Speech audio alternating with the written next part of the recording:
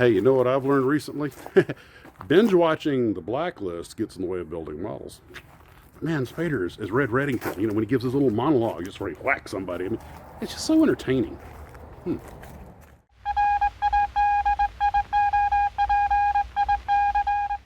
Well, hello, Glue Troopers, and welcome to another episode of Max's Models. So today we're going to talk a little bit about some things I'm doing here in the TARBIS because I need to get some work done. I have made a commitment to myself. I will not open another box like I did with the Caravel. Kind of broke my own rule there. It's over there in Airliner Corner until I get what's done here, what's open here and started on, which is almost 9 or 10 kits done. I've kind of got that bad habit. You get into a project and go, ooh, the next one on the shelf looks like fun. Let's just go ahead and get started on that. And the next thing you know, nothing's getting finished.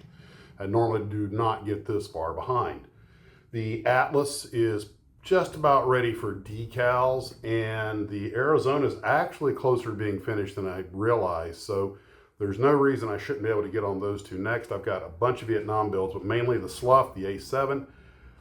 It has turned out to be a little more of a trick because it's a Bondo queen. It's just I have had so much trouble sealing up that under chin seam and inside the gear well, even though everything's glued where it's supposed to be, it left a pretty big gap. So I've got those puttied up. I probably primed and sanded it about 4 times, so this will make 4 or 5. So that'll be underway. I've got a few repairs made, like that resin Eurofighter that's underway.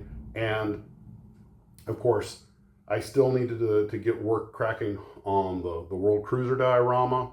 I've got this DC-8 from Revell Adela. I've got the Caravel that I started, and I've got that Airbus, and I've got that fictitious American supersonic transport space plane, so which I would consider an airliner. So that's 4 airliners, a diorama, and then, of course, all the Vietnam builds. The missile's almost done, the Atlas is almost done, but the Arizona. And I have a few more little projects sprinkled around here that I got started on. One of which has kind of like gone into permanent delay because I'm not really building it, more just sort of toying with it, and that's the missile set that I was given. But that has never really been a real like, oh, I'm working on this. That's always been something I've just sort of tinkered with it from time to time when I'm in the mood for it.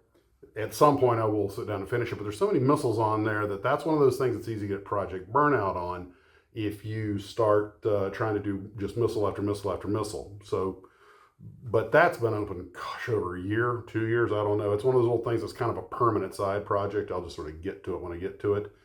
But the Phantom, the F-100, the F-14 Tomcat, and the A7, and the Martin B-57 Intruder, and the B-52 are all things I'd like to get done. I've sidelined that big 1:40 scale Revell Sky Raider because it's just too complicated to get in the time frame I have left. But I have 3 other Sky Raiders. I'd like to get at least one of them done before the Vietnam build, but I don't want to rush these things.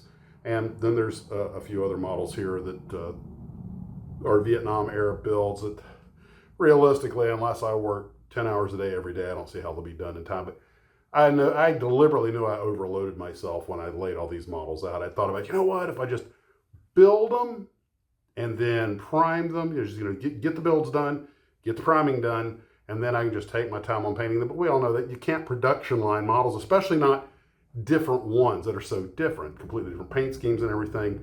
This is not a factory, so quit trying to think with that production line mentality.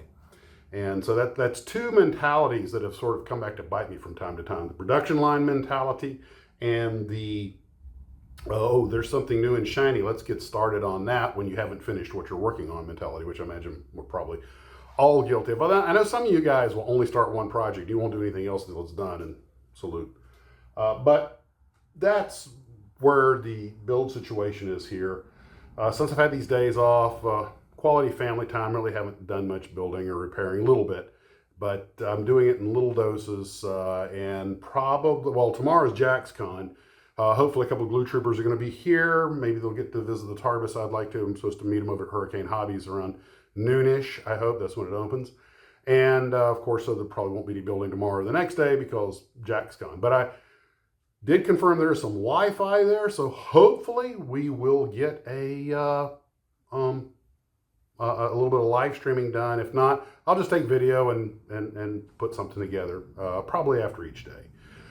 I broke my phone, this one, and so I'm doing this on a brand new, slightly updated telephone. Hopefully the picture's better so you can see me in even crisper glory.